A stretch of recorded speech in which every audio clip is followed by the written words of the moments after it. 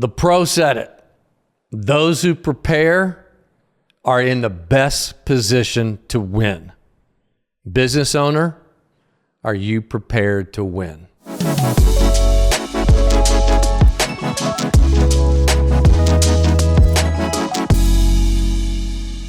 Welcome to Decision Points. I'm Doug Hudson. I'm Scott Wood. Man, welcome Whit Roberts. How you doing? Good morning. Thanks very much. Partner at O'Melveny here in Dallas. That's and right. Global? Global, yep. 10 offices in the United States, offices in Europe and Asia. That's right. Global, one of the best law firms in America. Y'all taking over the world. American lawyer. That's right. We're excited to be in Texas. How many team members? Well, we've got between 700 and 800 lawyers on our team, plus a really great staff. You joined this firm recently in the last couple of years. I was at another firm for 30 years. Yep. O'Melveny is just top of the market firm.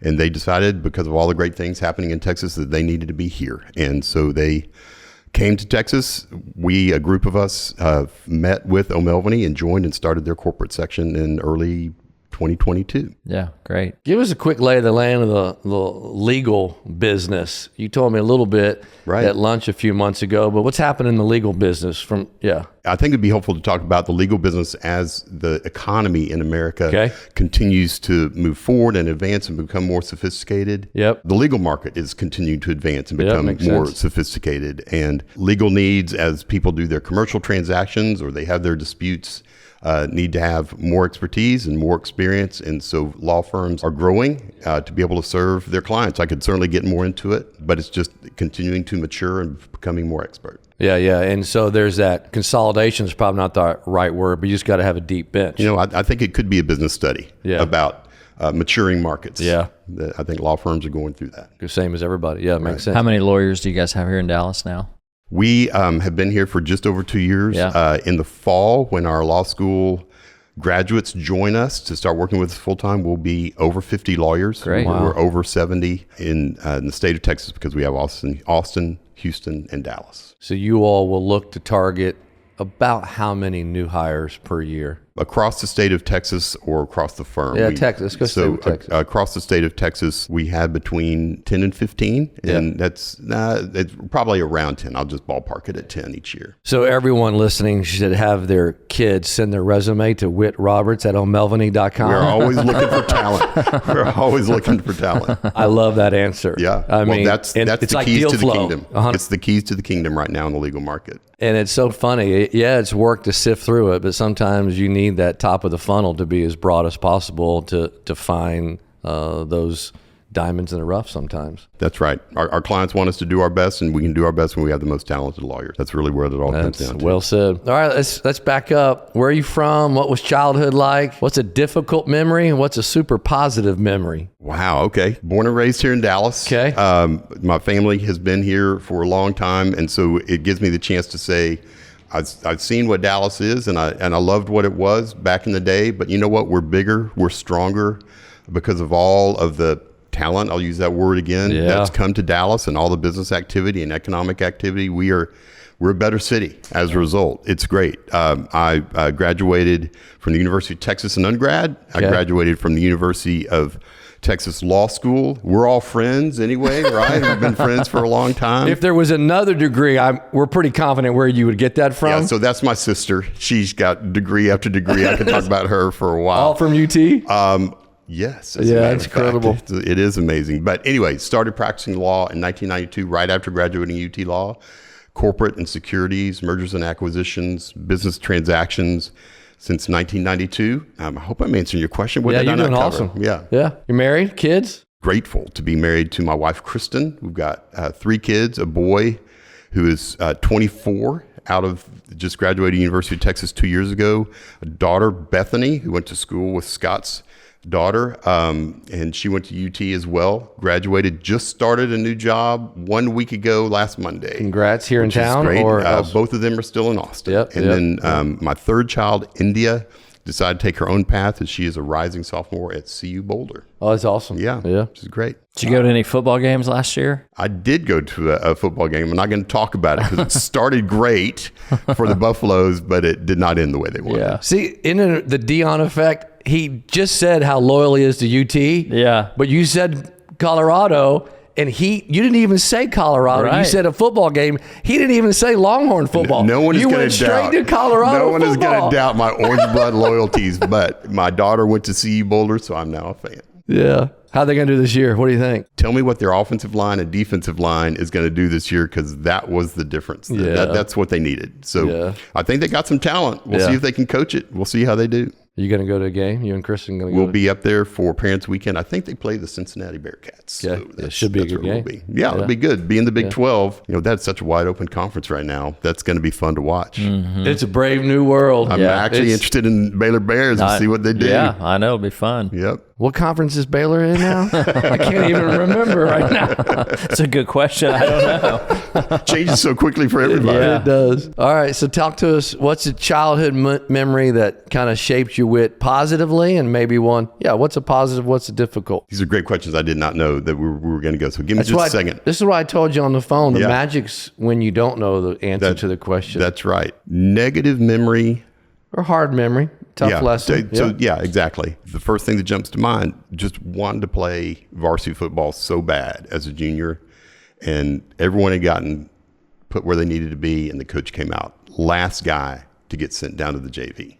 And I got sent down to the JV, and I just had to sit in the locker room by myself thinking, okay, am I just going to quit right here? Because I don't want to go play JV as a junior. And said, no, I'm going to do it. And so I did it, and it was hard. But the upside was there. The next year I got to start as a senior, and we were ranked first in the state, and we had a great season. But that was hard. That was hard, and just to decide to move forward and say, look, I'm going to do what I want to do. I'm going to try to see it through. Yeah. What's the lesson there? It's just resilience. It was young. It's not a story that anybody would really need to care about, but it did teach me resilience. If you want something, you work through the challenges, you work through the setbacks, and you work. Whit, that's so well said. I love, if you want something, that's why the military is such a great development program and process, because if you want it, you're going to have to go through struggle. Right. You got to do the work. You got to do the work. Yeah. Right. Because everything worthwhile we know takes work, so it really determines your want factor. Mm-hmm. So what's going to get you to the want factor? Right. And I love that ends up being a separator. There's so many different ways that people end up getting opportunities as one separates from another. But so often it's time and effort. Yeah. And learning that early in life is just such a valuable thing to me. And frankly, I'm grateful for when it comes in front of my family members too, and they get to work through things like that. Yep. So well said. I think we make so many assumptions. Certainly we see professional athletes and probably even business people. Hard work and talent will make things look easy, but we don't see all of the work behind the scenes. You talk about the players, they'll stay at their career, first one in, last one out. Right. Most of us watchers think, oh man, he was just gifted. She was just gifted by God with that talent. There are 1 in a million like that. Right.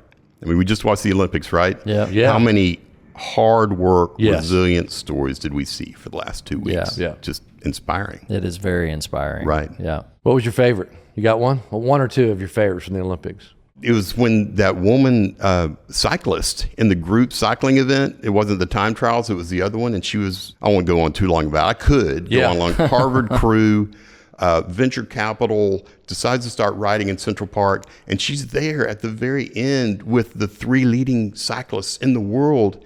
They come across the Seine, they take a right turn, and she says, this is my chance. And she books it. And the 3 leading cyclists in the world just didn't react. I guess they didn't know what to do with her, and she just won that thing. So inspiring. I loved watching that. Exactly, because that one, she started so late in life, but she also was willing to give up maybe a sure thing in a career to go after this thing that may or may not have panned out. She's passionate about it, and she worked hard. Yeah, great example. All right, so obviously you took that as a positive. What's a super fun memory you have from growing up that helped? I'll say this, and Scott, this might be an opportunity for you and me, and actually Doug, you too, to talk about it. After getting out of high school and having that good experience, I was just very grateful to get a job at Kanakuk Camp. Yeah. And being around a community that worked hard. Yep. The leaders there they led by example. Yep. We got to give of ourselves until we were very tired. I mean, you're talking about something early in life. So there's lots of different things I can talk about. But early in life, that was a formative time for me. And I know you guys worked there too. What are some of the things that helped form you from those experiences? Serving others before you serve yourself. Well, serving others, you serve yourself. Watching others do it. Watching the boss when the rest of us were grabbing a rake and getting right down there with us. Watching counselors when the camper was being punished. The counselors did the punishment too. Yeah, I was careful to make somebody, what do we call that? You run the loop? The loop or something like that. And I remember being really thoughtful before I said, Scotty, Whitty, you got to run that loop, because I knew I had to go with them. So it does make you thoughtful as you think about parenting. If you had to, it's a great lesson I hadn't thought about in a long time. Yeah. Before you dispose or dispense of consequences, if you have to do it, you might. Yeah. No, listen, I didn't do the punishments with my kids, right? But you have that attitude. Yeah. And the last thing I would say is the team-oriented approach of the counselors that were there. Everyone having the same goal of wanting to serve the kids while they're there was encouraging. Just the whole team-oriented approach. I feel like it was the first time in my life where I went, was there for a summer, and with no agenda. Like there was no okay, I'm here for me, or I'm here to accomplish something, or I'm here to, meet a cute girl, or whatever. It was all about serving the campers in that cabin for, the couple weeks that they were there each term. And it just felt, at the end of it, it felt really, really good, because you were like, okay, wow, I just gave my whole summer to these kids. Right. With no expectation of anything in return. But you ended up getting a lot in return. You learned a lot and you grew a lot. It was a really great experience. I think it's an amazing point. We're so efficient. Everything is dialed in, and you're so methodical, and I'm going to go to these steps. There's nothing wrong with that. But just to literally show up and say what is really needed here is a physical body and a great attitude. Mm-hmm. Yeah. And someone else is going to help shape that or tell me what to do. It's very unselfish. Yeah. I still remember the review I got, and I'm blanking. Morgan? Yes. Bruce Morgan. At the end of the summer, and he gave me this really nice review, and I was kind of blown away, actually, because I was like, well, I just sort of showed up to, isn't this what I'm supposed to do? And, but he just was kind of like, you weren't looking for the girl, and you weren't, goofing off. You were very intentional the whole time. And it still stands out, that review at the end of summer, all these years later. Right. But it was all about this selfless kind of, I'm not here for me, I'm here for, the bigger cause. So I walked in this morning, sorry, Doug, I walked in this morning to True North's offices and saw the different traits. And the very first one I saw was teamship. And I thought, I don't see that word very often, but it's a great word. And I think it reflects some of what we're talking about here. Yeah, I agree. I didn't get that same review. Bruce, if you're listening or watching, I didn't get the same review. Did you get one of those? You probably got one of those. I don't remember my review. I'm sure Scott got the best review.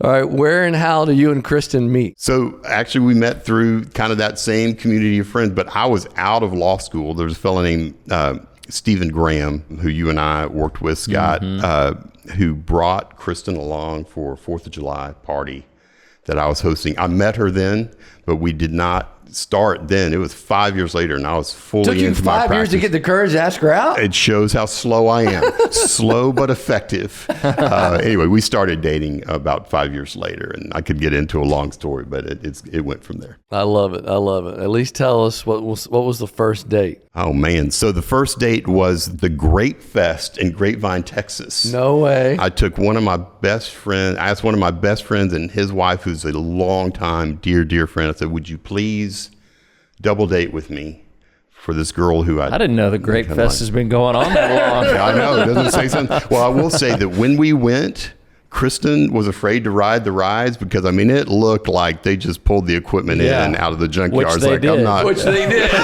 Which they did. And so I don't know if we even did a ride because we were really afraid of the injuries that might occur. Well, I was going to go Spoken straight. like a good lawyer. Yes. Did you ask them all for all of their documentation? Yeah, so as the elementary school teacher date that I had, Kristen, who said, I don't think I'm riding on that thing. But we had a great time. Dear friends Wilson and Lindy Jones were my double date at the time. I tried to play one of my trump cards with a good friend, good couple friend, and things started from there. And like a good friend, they probably said, Whit, this is the last double date we're going to go escort you on, all right? So if you and Kristen don't figure this out, we're you're done. right. I had to take it on my own from there. But fortunately, they've been there to support me throughout, that's phenomenal. which is great. All right, let's move into your career. So talk to us about what drew you to law. Did you know that was going to be something you wanted to do? What's kind of some of the genesis and the storyline with for you saying this is what I want to go do, or was it a struggle for you to kind of get there? I should start with the fact that it was just always on my radar because I come from a lawyer family. Okay. I've got All right. lawyers on kind of every branch of the family tree. My father, my sisters 1 year behind me, always exceeded me at every single thing that I did, school-wise and otherwise. She's great. But grandfather, grandmother, cousins. I mean, I just got lawyers all over the place. Your grandmother was a lawyer. She graduated UT Law in 1938. Wow. Married another freaking UT. awesome. And That is awesome. I'm awfully proud of that. That's a neat part of our family heritage. Married a fellow law school classmate, my grandfather and grandmother, and they actually practiced law together That's for a cool. while, which is really neat. I mean, had to be one of the early first female attorneys I think there were 3 in that class, in that maybe. class, but it was super early, and so Yeah. I'm awfully proud of her. Yeah, how courageous Yeah. of her, and that's awesome. Right. Yeah. To explain, I think it would be, are you going to do law or are you going to do something else? Okay. And there was a time that I was thinking about doing seminary, actually probably around the time that we were all working together at camp or shortly thereafter. Just decided that it just fit my passions. It just fit my aptitudes, and went to law school, and very grateful for my law school education.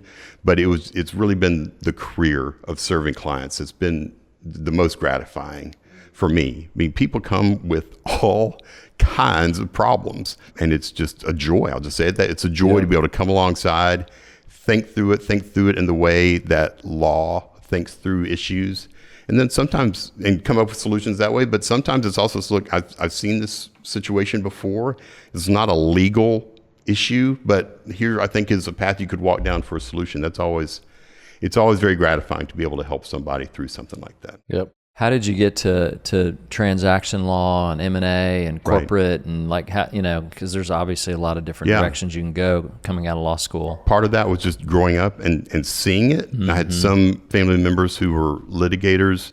My dad started the real estate section at a law firm here in Dallas called Thompson and Knight. They're now called Holland and Knight. I see that and I like that, because it's more consensus building as opposed to a dispute. You're trying to work through it. Instead, everyone has the same goal. They want to enter into a transaction. Someone wants to buy, someone wants to sell, someone wants to invest, someone wants to issue investment securities. So there's just always a deal. There's different issues to get there, but everyone's moving towards the same goal. So I wanted to do something like that, but my dad had a big enough reputation in real estate law in practice that I wanted to do something different in corporate mergers and acquisitions and commercial. Did you and your dad ever work together? No. Yeah? No, my sister and I closed a deal from across the table for one another really early in our career. It's kind of fun. Small little scene. But no, my dad and I never worked together. I love that. You were attracted to positive. This was more of a positive. Consensus. Consensus type. That's right. And very often when I'll talk to law students or young people who are considering law school or considering a law career, I'll usually try to divide it out that way. What really gets you up in the morning and energizes you? Right. Is it a dispute and trying to advocate for your side, or is it trying to build towards some type of a goal where there's consensus over a transaction? I think that's I like that. That's incredibly wise. Obviously, Laurel may benefit from that. Because otherwise you're going to wake up every day and you're going to, in effect, be in a fight. Correct. But some people get energized by that. of course. And there's nothing wrong with That's that. right. And there's nothing wrong with that. That's You right. want to disarm that and say, Thank goodness for the people who do, because those are my litigation partners. Yeah. Or I'm going to get up every day and I'm going to work towards something that, the other... We're going to disagree on how to get there. But ultimately, we got the same end point. That's right. Yeah. Do y'all do anything on the Enneagram? Have you heard of that? No, I don't know what that is. Yeah, it's a type of personality test, and I know you all have. It's funny. Our family's done a little bit of it. I won't take too much time here, but like 8 is kind of the lion.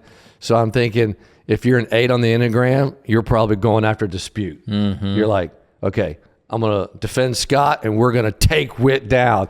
If you're like a 2, 3, 4 somewhere in there, you wake up. I think that's incredibly helpful, Whit. Yeah, it's a good way to sort of say, hey, look, the law field is broad and vast, but like here's a really simple simple framework to kind of begin to chart a path. Right, Yeah. right. So I want to start to move so much of our audience with, they own a business, perhaps they've already exited one business, maybe they want to buy another business. Right. So here's where you're $5,000 an hour or whatever you are, you're going to give I'll them, give you that discount. I'll give you that discount. all right, so it's $47.50 an hour. Best practices. So however you want to take this, let's start walking through some case studies, of course, nameless. What's one of the worst situations you've stepped in? How did that buyer or seller get into that situation? Walk us through a really messy situation and some of the takeaways that you could give our listeners to prevent from repeating what XYZ client did. Some of the theme that we're going to come out is preparation Yep. and advanced preparation. Some of the most difficult situations that I've been in are situations where there simply was a lack of communication and a lack of preparation. I'll give you one. This is from the 1990s, where a family owned a business in San Francisco. It had to do with real estate and real estate services. Father had grown this company, provided services to a lot of different customers around the San Francisco area. The two sons expected that they were just going to inherit this business, but the dad decided he wanted to sell the business to a very large conglomerate. I was representing the conglomerate. We had the closing table all set in this local counsel's office in San Francisco, and the dad brings the sons in, says, I'm selling the business. Sign these papers. Had not told them the first thing. Wow. Now, you're asking for a worst case story. No, but that's a worst case story. But they highlight. Right. Okay, so keep going. Well, I mean, it just did not happen that day. The sons and the dad, they went into another room or out of the, I don't remember, it was 25 years ago or more, but it was not a good situation at all. And we represented the buyer, right? And what we wanted was the consensus. We wanted to close the transaction. That really wasn't our business, but it impacted us because we couldn't close the deal on that day. So let's start talking about preparation then. I mean, you immediately went to preparation. Right. What is preparation? I'm listening. I own a family business. What are the things I need to be preparing for successful transition? I will start with this. Build your team. Build your team, and very often, families, founders think, oh my gosh, this is going to cost a lot. The building of the team costs very little, but it will pay off in multiples. The team would be this, and we're going to get to True North North Advisors. I love how you took the words out of my mouth. Yep. A lawyer. Okay. But very often there will be a lawyer who maybe did your will, or who helped form the LLC or the entity that operates the business. That's great, but you need someone who knows about how to work through mergers and acquisitions and sale transactions. If the lawyer who works on mergers and acquisitions and sale transactions expert is worth his or her salt, they likely would want the counsel who had helped and has all the institutional knowledge to be on the team. Very often, the longtime lawyer ends up thinking, oh, I'm just going to get pushed off to the side. That's an unwise step. Let's keep the institutional knowledge. So the trust, all that goes with that. All of that. And family they attorney, need to be maybe. able, teamship, they need to be able to work well together. And that lawyer is probably, could be your estate planner. Could be a smaller firm lawyer that forms entities and does commercial contracts and things like that. But all of that institutional knowledge is valuable. Yeah. And an accountant, very often, you guys know this as well as I do, a transaction, the deal terms are struck on the financials of a company. So having dependable financials that a buyer can take assurance in is an important start. So if you don't have an accountant, get an accountant, have the financials reviewed. even audited, depending usually, but sometimes you can do with less than an audit. I don't want to lose your train of thought, Yeah. but I do want to, because this has come up a couple of times on the podcast Right. with audited financials. We're having this conversation as business owners.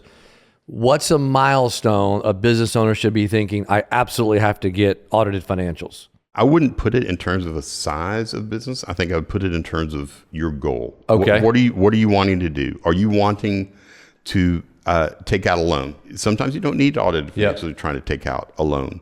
Are you trying to take on an individual investor? Sometimes an individual investor will be fine not having audited financials. Because you're going to get a quality of earnings I was going to get to that. That's another team member, Scott. I think having your own quality of earnings financial due diligence person is important. Inside the company. No, you would engage as an outside. Yep. Sometimes it's the accounting firm. Okay. Sometimes it's a financial due diligence firm. Okay. If you're going to take on investments from an investment fund, like a private equity fund or something like that, very often it is to your advantage to already have audited financials for a couple of years. Yep. Because they're going to be looking for that. And if they don't see it already, then they're probably going to do their own diligence, and you can understand why there's an information imbalance. If they've done the work and they know what the audited or the quality of earnings report, whatever, if they've done the work, they have an information advantage over the founders or the families that own the business. So M&A lawyer, accounting firm that also does the quality of earnings report. Sometimes you see companies not do a quality of earnings report. They just let the buyer or the investor do it. I understand that thinking. Yeah. But it is important to keep in mind that you're at an information disadvantage. You're playing by the other guy's rules if you don't have your own. And if each side has their own, then you can compare the two together and come up with a resolution. And most likely, why would the seller not want to do it themselves? Cost. Yeah. It's that short-sightedness generally, probably, it's too expensive. I do think it's a wise step to consider. Yep. I'll say that much. Yep. The other two items, as you're starting early, is an estate and trust lawyer, because you're going to go from running your business to managing the assets that are the proceeds of that sale. And how do you want those proceeds to flow? Do you want them all to flow to the founder, or does the founder want them to flow to other family members? And doing that in a tax efficient way, especially this day and age where it's not volatile, but the tax rules are changing all the time. And then finally, a wealth management firm, because the wealth management firm and the estate and trust lawyers can work together, because you really are going into a different business. And part of what I really enjoy doing with founders and families is being right there in the transition from running your operating business that you've either founded or you've run for generations in your family, to being in another business, which is managing the assets that are proceeds of the sale. It's really good. I haven't heard anybody say it quite. You're just transitioning the business. So much of what we know in the pre-transaction planning, and I'd love for you to comment on this because you see it as many reps as Scott and we do at True North, but that emotional disconnect that so many owners just think, oh, my life is set. And we'll say, whatever that hit list is, your handicap, your second home, third home, vacation, whatever, at some point you're going to wake up and go, what am I going to do for 12 hours a day? Right. Share us with a few stories, I know you're an incredibly thoughtful, holistic partner and attorney. How do you help business owners prepare for that part of the process? I'll give you a couple of different examples of preparing. Let me first of all just very parenthetically say, preparing in advance, I would say starting 2 years early, certainly 1 year before your proposed sale is a wise time to be doing that, because you get a number of advantages. First of all, if you want to incentivize your employees with equity grants so that upon the sale, they get capital gains rates on whatever their equity award is for the sale of the company, and they're incentivized to try to maximize the sale transaction for you, that's something that you put into place at least a year early. Buyers want to see a track record that's at least a year, but 2 years is better than 1 year when you're looking at a track record for the performance of your company. So doing the quality of earnings report even 2 years, so you can actually see this is a way a buyer is going to look at your financials.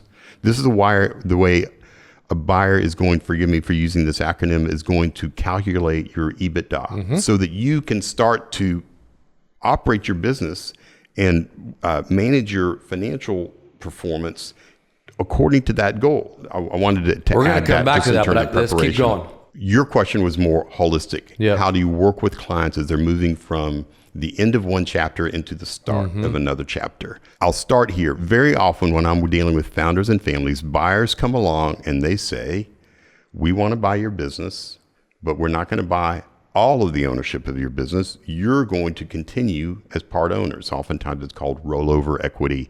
You're rolling some of the ownership into the new ownership group. One of the all-important factors there is, do you want to be financial partners with your buyer? Very often you can sell to a big conglomerate. It's all cash. You're done. And all of a sudden you're dealing with the true north advisors of the world and just managing those assets. Well, if one of your main assets is rolling over the equity into the new ownership group of the company you've already run, do you trust and do you want to be financial partners and essentially the minority partner where the buyer has control? Do you trust them enough that you want to live with them, visit with them, interact with them on a pretty regular basis? So that's one preparation. It's not just cash. You're probably going to be rolling over some equity. Do you want to be partners with your buyer? Oftentimes it just ends up being, what are your other goals? I'm sure that, you guys are great at what you do, but part of what you also do is trying to counsel and give your advice based on your experience to these founders and these families who have moved into a new chapter. I'm doing much the same thing from my lawyer's chair. And I think it depends on, obviously it depends on the personality type of the business owner, entrepreneur. If it's a second gen owner, third gen owner who might not have as much of an entrepreneurial gear, but inherited the business and really has aspirations for other things, the transition could work really well. But if it's a founder, owner, first gen entrepreneur, and that's their gear, like there's going to be a vacuum or a void of, okay, now what do I do? What do I do with my life? Blood, sweat, and tears for 20, 30, 40 years, whatever it is. Right. So knowing who it is, who the business owner is that's selling, and then what their inclination is for what's next. Right. And then being able to recognize and have the conversation around what are you going to do with 12 hours a day for the next 30 years? That's a lot of time. People who are very charitably oriented, it's not just their money, it's their time and sweat. You think I'm pulling the chips off the table. I'm not. I'm reinvesting them into other investments, and they're very active in reinvesting. So you're right, Scott. It takes a lot of different. I had a conversation last week with one of our clients who's a business owner, started a business, sold it, had a really great exit. And he's probably 4 or 5 years downstream from the transaction. And he's kept himself occupied with private investments and managing the portfolio and working with us and doing some charitable things. And the conversation we had at lunch last week was, hey, I've got this opportunity, which was back in the same business that he was in before. And he was kind of like, what do you think? And, part of my answer to him was, well, for the last 4 or 5 years, about every other time we get together, you're talking about an opportunity in the industry that you just left. And so it sounds like there's an itch there that needs to be scratched.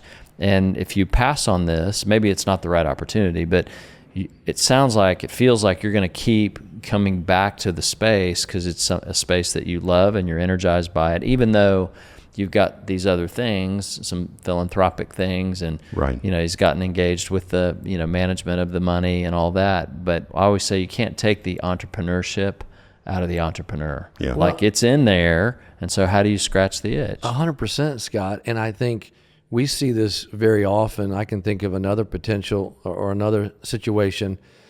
Person sells, obviously, plenty of money for generations to come, but then all of a sudden, they got themselves involved in so many different things.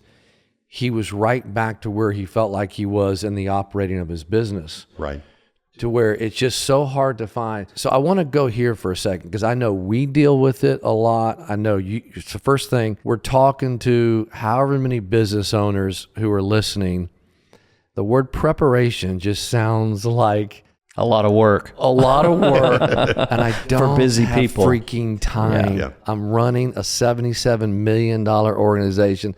I got 150 employees. How do you start to give them an ounce of prevention's worth of pound of cure message? So here would be my advice on how do you take a first step.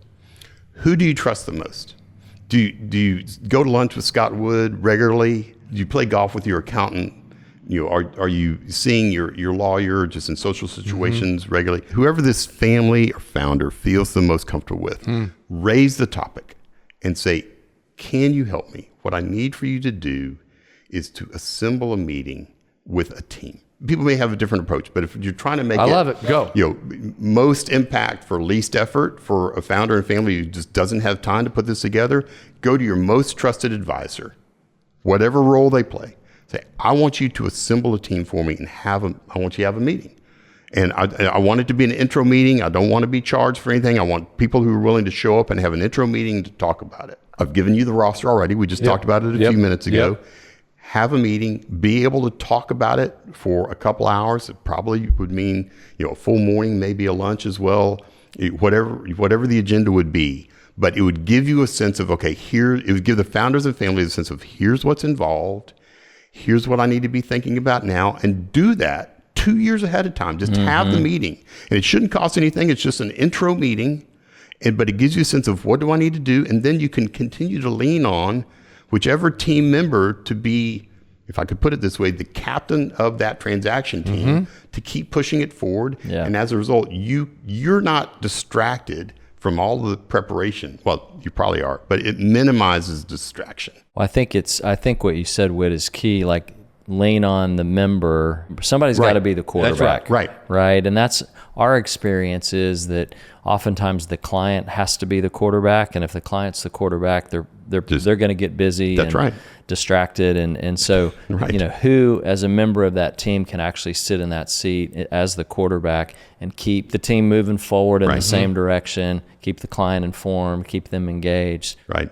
And it doesn't have to be the lawyer. I mean, oftentimes the lawyer's like to be the alpha dog and go in there and say, I want to lead it. But it's the person that the founder or family trusts and will interact with on a regular basis. Everybody else can come around that. It's that captain that I just described that keeps moving it forward. Whit, I think that's massively valuable. If someone's listening here, of course, you're an attorney. You didn't say, go find an attorney. Because now I go, you absolutely said, you've told us who the roster should be. Right. But you said, go to the person that you're most comfortable with and say, Scott, Whit, Jeff, Sue, you be the captain of this. Now, here's the next, what I don't want to sell. So I think this is the conundrum. We keep saying 2 years out. Right. But you don't know when that phone call is going to come.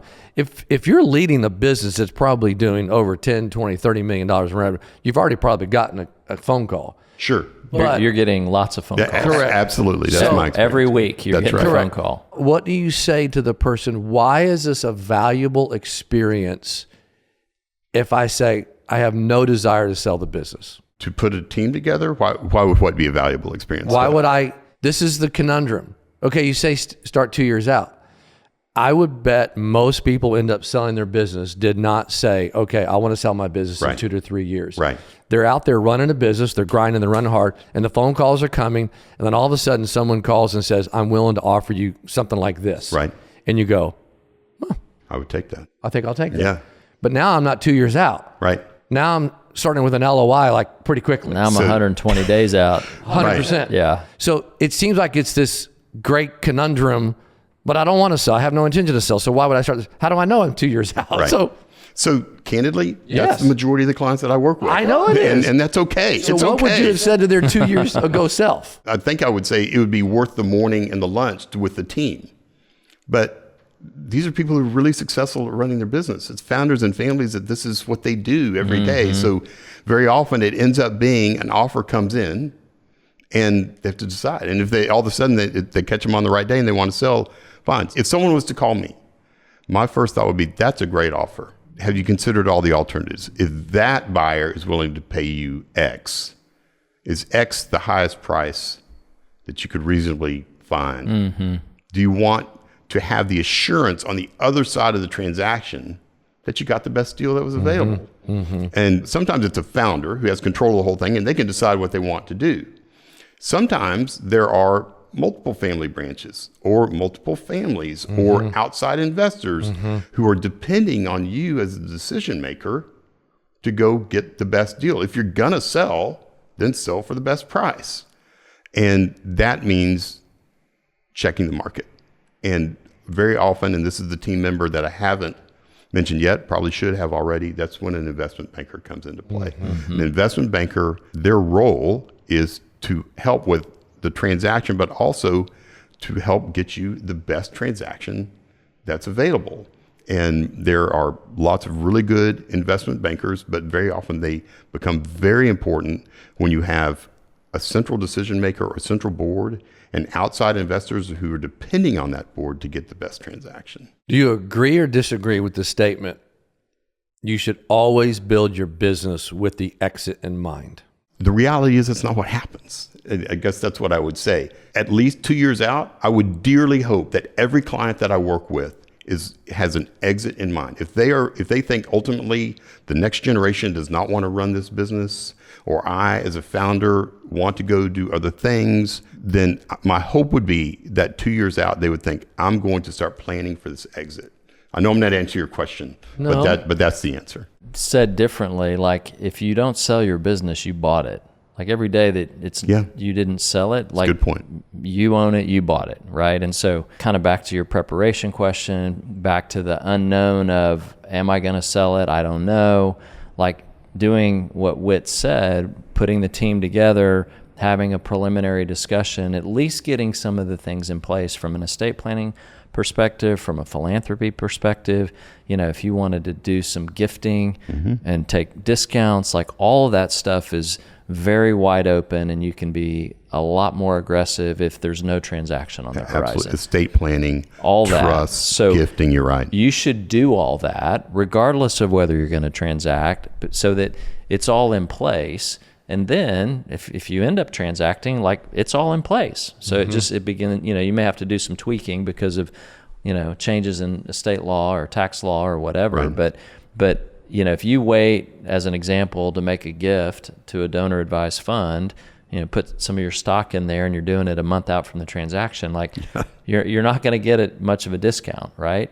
But if you're doing it a couple of years out and there's nothing that's been papered and there's no conversations that have been had, like you can take a bigger discount, you can put more in there, you can get a greater deduction when the proceeds come in, like, there's a lot of benefit. I think you have to be prepared for an exit, even if you're not going to exit.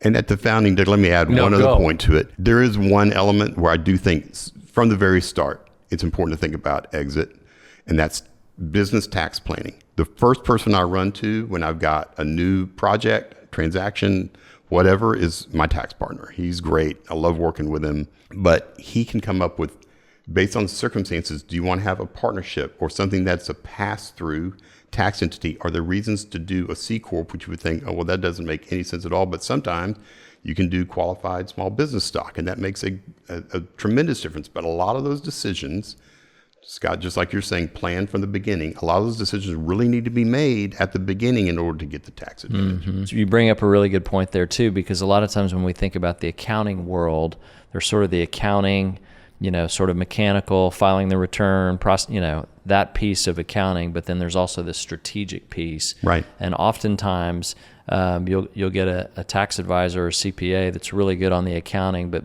maybe not as good on the strategic piece. And so making sure that on your team, you've got a strategic resource from an accounting perspective. It could be a tax lawyer. Right. It could be the CPA, but that strategic thinker needs to be in the room as it relates to tax. And very often having the experience over years to say, I've seen this difficult situation before, and here's 2 or 3 ways that it gets solved, and here's the ramifications if you take one of the 3 paths, that just ends up being very helpful. You're right, Scott. So as we start to kind of wrap today up, I want to keep pressing on this, guys, because this is so helpful. I feel like one of the things I hear when you all are talking, if you will literally just take with your counsel and take 2-3 hours assemble that team, and maybe do 1 or 2 follow-up conversations led by whichever captain you choose. Doesn't mean you have to sell. It just gives you optionality and wisdom as it may sneak up on you. It just makes you prepared and smarter. And my expectation is there's nothing to pay for there. This is an introductory meeting. Yeah. And lots learned. I mean, the reality is it could be millions of dollars worth of value created, value saved, taxes saved. Like just a little bit of planning can go a long way. You took the words out of my mouth. So it's pay me now or pay me later. Right. Most of the time, and I know neither one of you, especially a good attorney, you're not going to like black and white. If I wait to do all of this, when I get the phone call and I call Whit, okay, I got an offer, I've never thought about selling. I think good chance, a probability it costs me some money that I wasn't more prepared prior to that. I'll give you 2 or 3 examples Go. real quick. Company is a long-standing company that just is an industrial company. Just maybe somewhere here in Dallas-Fort Worth. They get the offer and they want to take it, but all of a sudden there's environmental issues and no one really knows what they are. And you can do a phase 1, which is the first kind of review of the environmental issues on a piece of property, but the buyer is not comfortable, so they're going to hold money back and put it in escrow until they understand what all the environmental issues are. Well, that's money that's not going into the seller's pocket. Technology company that's done great, that's grown a lot, and all of a sudden they're selling their products over the internet in every state in the United States. Well, all of a sudden they have someone who wants to buy them, but they don't really know if they paid all of their state taxes. They're not doing anything untoward. They're not doing anything intentional. This is just an issue. And all of a sudden, the buyer says, well, we've got all these sales tax potential liabilities. We're going to hold that money back. Those are just 2 examples from 2 very different businesses that if you would have had the meeting 2 years in advance or 1 year in advance and say, what are the issues that are going to come up in due diligence?